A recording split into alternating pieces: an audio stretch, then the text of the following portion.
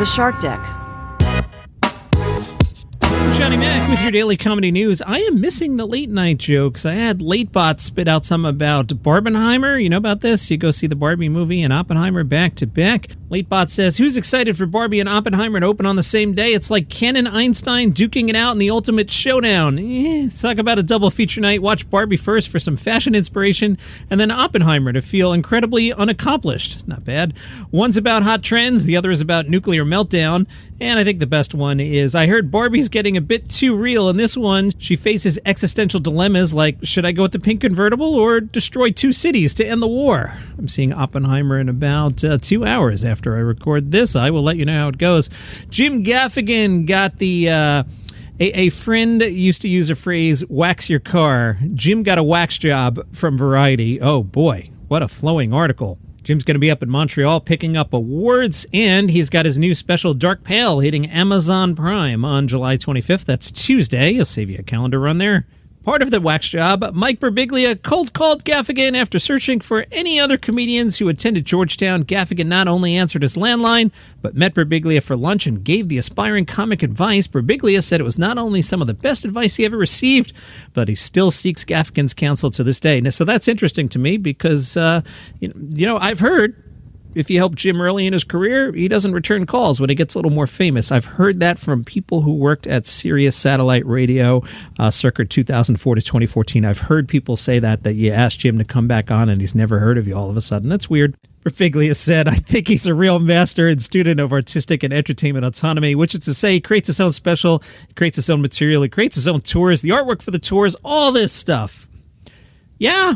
Jim's creating the artwork for the tours. There's not like a graphics department. Is Jim home on, Microsoft Sketch drawing these things? Yeah. A lot of times if someone's not that great at it, they can end up with a really watered-down marketing of themselves. Hello, that's me. Or cover art or material. Hello, that's me. But he is extraordinarily focused and has great taste and is a very wise and generous guy. Gaffigan said in high school, the closest thing to the entertainment industry was the marching band. He consumed SNL and adored David Letterman, didn't we all? He secretly wanted to be a performer, he said. It just wasn't a realistic pursuit. My father was the first one in the family to go to college. My grandfather made dentures. My great-grandfather worked in a coal mine. It took my family 150 years to get to the middle class. One of the big influences on Jim's life was the death of his mother, Marcia, at age 53. Jim said, I think the injustice of it, because she was only 53, had me rethinking this whole idea of following the rules. I'd grown up believing the thing to do was wear a tie and get a job and retire at 60 and play golf for 5 years until you die. After I lost her, I started reevaluating my entire life. 6 months later, he attempted stand-up for the first time. Said it went well, but he was surrounded by friends. It was a safe environment. I don't think I realized just how safe an environment it was because then I went on to eat it on stage for a long, long time. Hannibal Buress is opening for Hannibal Buress. You see, Hannibal Buress dabbled in hip-hop since college, and he did battle rap. During the pandemic, he got into a little bit more. He'd quit drinking after a 2017 run-in with the police, and in 2021, he was expecting his first child. He told The New Yorker, it was me realizing I wasn't excited about trying to do a lot of stand-up comedy the way I used to. I didn't want to be out there. It just didn't feel good. Music refocused him. He hired a band, a music publicist, a vocal and performance coach, and he committed. He was routinely turning down 6-figure stand-up gigs. He made fun of himself going, F that, I'm doing music. Pass, I'm not doing your stand-up crap, let me rap. Eventually, he realized that stand-up gigs could subsidize his music career. At a recent set, a drunk woman in the audience kept interrupting, You're so Hollywood. Hannibal said, I'm Hollywood, really? Oh, man. We'll talk later. Hannibal said, no, we won't. Not at all. Absolutely not. The heckler kept going. And the New Yorker writes, Buress paced, searching for the right response. I love this. The pause is not like, oh, I'm stuck and I can't come up with a joke. He turned to the drunk woman and said, I'm genuinely baffled why you won't shut the F up. What are you talking about? The audience roared and he returned to his bit. And then he said, that would have landed way better if you would have shut the F up. He told the crowd, that's actually why I don't do that much stand-up, for real. There's a level of white entitlement in my audience, I promise you. Interesting. Kumail Nanjiani is an anxious duck in the upcoming animated Family Ducks franchise pick, Migrations. This from the people that made Minions. Migration will be in theaters in December, and in the trailer, we see Kumail Nanjiani's Max say, whoa, we're not flying through this crazy death trap as they dodge buses, scooters, and people while crossing New York City on their way south. Forbes asked Veer Das if he has a favorite country he's performed in. Veer said, my favorite show might have been Stavanger in Norway. I did Oslo and God was kind and we had 1,000 people show up. Then they said there's this fishing village called Stavanger. Do you want to go and do a show? There were only 32 people, out of which I think 20 were comps, so nobody knew me, no safety net. It was a good test on a first world tour to see if my material really did translate. Forbes said, hey, you moved around quite a bit growing up. What effect did that have on your comedy? Virdas said, it took me a while to figure that out. And the minute you say I'm an outsider, I didn't realize how broad that made my perspective. I didn't have to pick a camp in America. I didn't have to fit into woke audiences. I don't have to fit into alpha male audiences. I don't have to cater to those microcosms. That's the big positive. Finding depth within the outsider perspective, I find something deeper that isn't just, hey, I landed in New York 3 weeks ago and your taxis are aggressive. A new comedy award in honor of late comedian Sean Locke has been commissioned by Channel 4 in the UK. Sean Locke was best known for appearing on 8 out of 10 Cats and some other shows. He passed away in August of 21. The Sean Locke Comedy Award will honor the late TV star's legacy and showcase, quote, talented new writers and performers who embody the alternative comedic spirit of Sean and Channel 4. Winners will receive £5,000 to support their live work and a $1,000 script commission from the comedy team, along with mentoring and support from the broadcaster for newer writers and performers. Bill Bailey helped set up the award and said it's a way to honor Sean's memory and to inspire others to pursue their own unique comic brilliance. Only Murders in the Building. Why you mentioned that, John? Steve Martin, Martin Short, they were comedians at some point, right? Yeah, and Selena Gomez. Only Murders is back on Hulu April 8th. Some of the guest stars this time, Paul Rudd, Meryl Streep, Amy Ryan, Jane Lynch, Andrea Martin, Tina Fey, and others. Meanwhile, Craig Robinson's Killing It returns to Peacock on August 17th. Killing It is a comedy about class, capitalism, and one man's quest to achieve the American dream. But first, he has to overcome vicious criminals, nature run wild, and worst of all, corporate America. Guest stars this season include Tim Heidecker, Beck Bennett, and Kyle Mooney. Craig Robinson says, it's the same wild roller coaster as last year, an ambitious, complex exploration of life and pursuit of the American dream, mixed in with some of the stupidest jokes on television. We got so many amazing guest stars this season, while returning all our old favorites, except for the snakes. Indiana Jones will be pleased. Hi, I'm Mark Francis and host of a new podcast, The Messi Effect.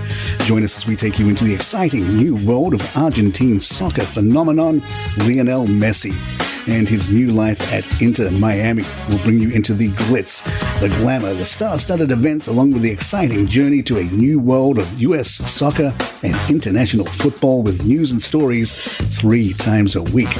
Come along for the ride as Messi, Miami, and Major League Soccer experience the journey of a lifetime. Get the Messi Effect wherever you get your podcasts. Do you love your Peloton? Oh, I sure do. Well, I know you do because you started a podcast about one. If you love your Peloton and can't get enough of it and all the news that goes along with it, you should check out our show. It's called The Clip Out. It's a great place to go for instructor news, new classes, motivational tips, corporate machination. We don't just tell you the news, we also give you our thoughts on why things are happening. And each week we also interview a member of the Peloton community. Sometimes it's, somebody like me, just a regular person riding their bike. Sometimes it's Snooki. You never know. You never know. The Clip Out is about anyone who loves their Peloton. Every week we take you behind the scenes and inside the world of Peloton. The Clip Out is available wherever you get your podcasts or check out our website, theclipout.com.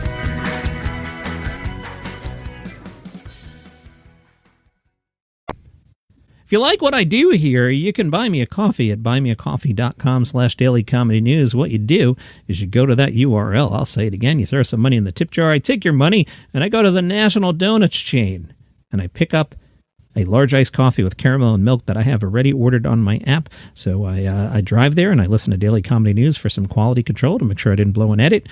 Usually don't.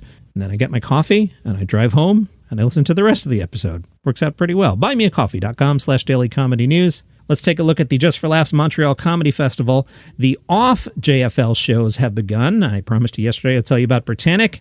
Right now, I will deliver on my promise. Britannic is the sketch comedy duo of Brian McElhenney and Nick Kosher. Together, they've written for SNL, It's Always Sunny, and they were working on some new projects, and I love this copy here. It says, or at least they were until the writer's strike happened. Parentheses, if the writer's strike has been resolved, please disregard, but we bet it hasn't. Also off JFL, the Lucas brothers, Keith and Kenny Lucas, are 2 of the freshest, most dynamic talents in entertainment, says the copy. The bros are also working on some upcoming projects between strikes, including a reboot of Revenge of the Nerds. Interesting. The next show is called It's Personal, and I like this description. Welcome to the days of mind your own business. Don't comment on other business. Not their gender, sexuality, body, hair, education, or career. Also, welcome to the days of total oversharing on social media, but still mind your own business. We want to talk about things and want everyone to know it's personal. All right, let's play the If We Were at Montreal, What Would We Go See game. I should just share, because it keeps coming up. I'm not going this year. My mom has been pretty sick, and I want to stay close to home. So I reached out to the Just for Laughs people, and I'm like, hey, I can't go this year. Don't take me off the list. Sorry, here's why. And that's why they've been hooking me up with all the interviews. I'll have some more interviews next week. So thank you, Just for Laughs press team. I appreciate you letting me be part of it from afar. But yeah, I can't go this year. But if I did, here at tonight's show, 7 o'clock Britannic, 7 o'clock Just for the Culture. Now, theoretically, we went to see that last night. The Lucas Brothers at 8:30, The Nasty Show at 9:30.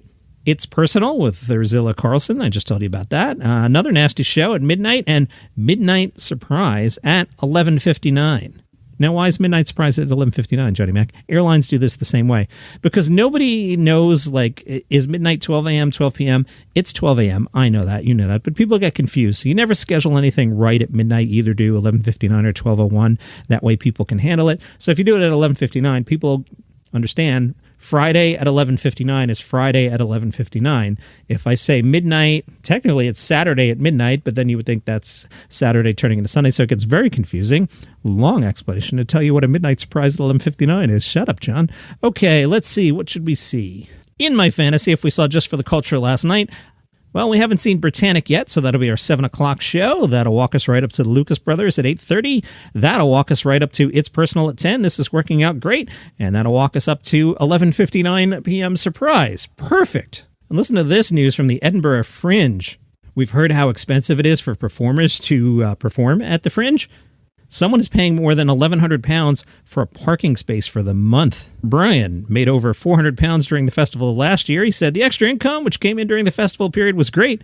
It does help in these challenging times. And that is your comedy news for today. Follow the show for free on Apple Podcasts, Spotify, YouTube, wherever you get your stuff. See you tomorrow. Hi, I'm Mark Francis and host of a new podcast, The Messy Effect.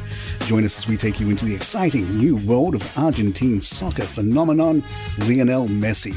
And his new life at Inter Miami will bring you into the glitz, the glamour, the star-studded events, along with the exciting journey to a new world of U.S. soccer and international football with news and stories 3 times a week. Come along for the ride as Messi, Miami, and Major League Soccer experience the journey of a lifetime. Get the Messi Effect wherever you get your podcasts.